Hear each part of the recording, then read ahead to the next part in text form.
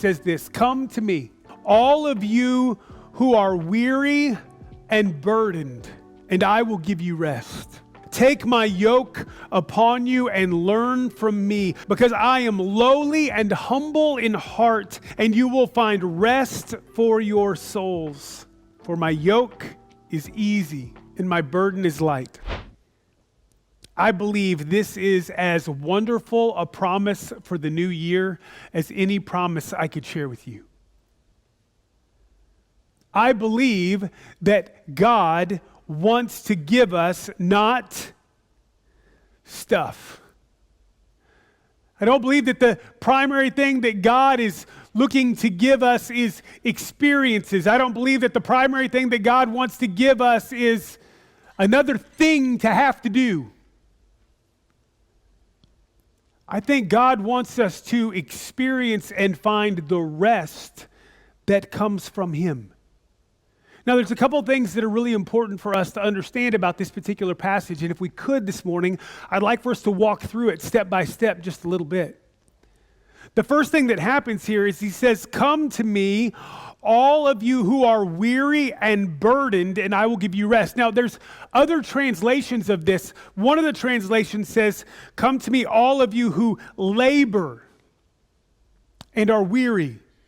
Here, it's flipped in the sentence, but it means the same thing. All of you who have carried a burden, all of you who have been working, come to me, and I will give you rest.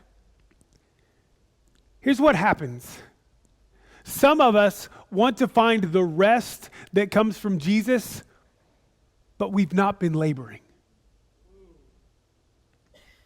We've not been working. We've not been fulfilling the things that He's called us to do. We have not been faithful to go where He's called us to go and do the things that He's asked us to do. And yet we still want rest. And He's like, why do you want rest? The reason you're so tired is because you've been taking all your energy to do all the things that you want to do. But if you do the things that I want you to do, I will help you find rest.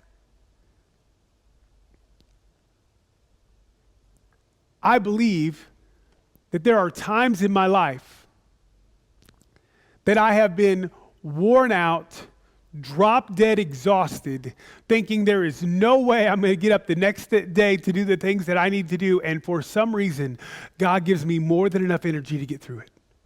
And I guarantee you it's from Him because it's not from me. Because I know those days when I am shot, I am done. There are other days where I think I can manage through and I am doing my own thing and I am so exhausted I can't make it past noon. Because I'm trying to do what I want to do rather than what God wants me to do. See, sometimes what happens is we want to take Bible verses out of context. You really want to have fun someday, check out a couple of different TikTok accounts that are out of context Bible verses, all right? It's crazy. But what happens is some of us read this and we say, we see it say, "Come to me, all you who are weary and burdened, and I will give you rest." And we go, but I'm tired and I'm weary, so all I have to do is come to God and He's going to give me rest. God will always give you what you need when you need it, if you are faithful to Him. But I want you to know we don't always get what we want when we want it. We just don't. There are times when He says, "I am going to give you rest, but right now it's time to get the job done. Right now it's time to work. Right now it is time to fulfill all the things that I've called you to do." Now, here's a couple of things that are great about that. Number one, it means that we have a purpose. See, if there are things that God wants me to do, it means He has a plan. It means there is a purpose for me being here. I'm not just trying to get from one day to the next, to the next, to the next. It's all about Him having a plan for my life, and I get to be a part of that. The next thing that it tells us, that it says, "Take my yoke upon you and learn from me, because I am lowly and humble in heart." Now, this is something that a lot of us today really don't understand what it is. A yoke is something that you would put on a beast of burden. And I use that term very specifically. Because back at the time that this was written, that beast of burden might have been an ox. It might have been a donkey or a horse. It might have been a human. There are times when you would try to prepare things and carry things.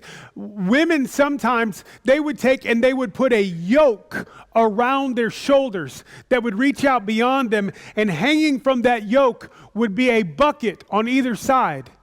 And they would use that to go take water and bring it back to the village. It was a yoke, and the yoke made it easier to carry those 2 buckets of water rather than carrying them in their hands.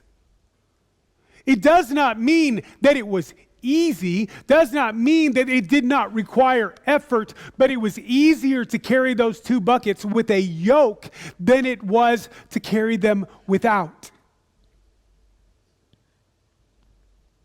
Jesus says, look, there are things that are going to be required of you. There is work that is going to have to be done, but I want you to know that I have prepared a yoke for you. It does not mean it will not take effort. It does not mean there will not be labor required, but my yoke is so much easier than you trying to do it on your own. And most of us, if we're honest, when we look at ourselves in the mirror, when we try to do it on our own, it just doesn't work out the way we think it's going to work out. It just doesn't. I want you to know that I made it all the way to January 4th without being just catastrophically wrong. I've been wrong other days, okay, in the month, but just catastrophically wrong. We were looking for something at the house yesterday, looking for a bag that I needed. And I'm looking and I'm looking and I'm looking, and my wife, in her gracious love and kindness, tries to help me find that bag. And she says, have you looked in the back of the Jeep? Yes, I have. Today she came into church. She goes, by the way, I have the van loaded and your bag is in there. I said, where did you find it? She said, you don't want to know. Where was it? It was in the back of the Jeep. That's exactly right. It was under something. I did lift things and look for it. I'm going to go with the excuse that it was 11 o'clock at night when I was looking, but it still doesn't count, all right? I was catastrophically wrong. Why? Because I was convinced that I could do it. I was convinced that I had eyes everywhere I needed to have it on there. I thought I was handling it, and guess what? I wasn't. And if it wasn't for her, I wouldn't have what I need today. We do that all the time when it comes to our faith. Hey, God, I've got this. Hey, God, this part's easy. I got it.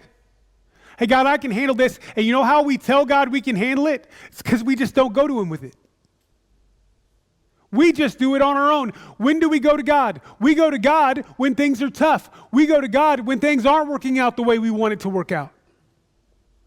But the truth is, the way that the yoke makes it light is when we are walking alongside Him. And He's directing our path. Take my yoke upon you and learn from me, because I am lowly and humble in heart, and you will find rest for your souls. For my yoke is easy and my burden is light. Now, this is one that I have to be honest with you, I struggled with a little bit. Because when I look at what Jesus did for you and for me, I sit there and go, that was not easy. What He did for you and for me was so difficult. It was so hard.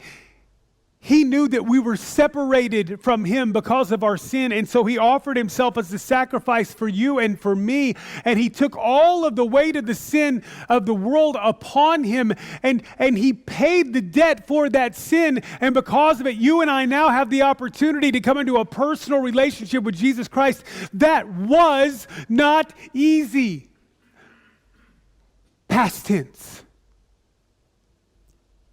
It wasn't. But now, I no longer have to bear the weight of sin because Jesus already bore it. The yoke that was carrying all of that sin has been emptied and poured out, and has now been replaced by his grace and mercy and love. And we have the opportunity to now carry a yoke that is light. It is no longer weighed down with the burden of sin. It now gets the opportunity for us to find rest in Jesus Christ.